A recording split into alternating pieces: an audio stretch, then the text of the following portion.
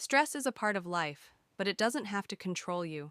Let's turn stress into strength with these quick, powerful steps. Step 1.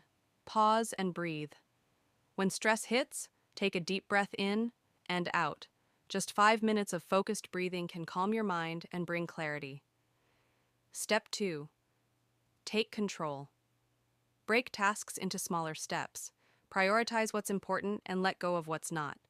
Progress, not perfection, is the goal. Step 3. Move your body.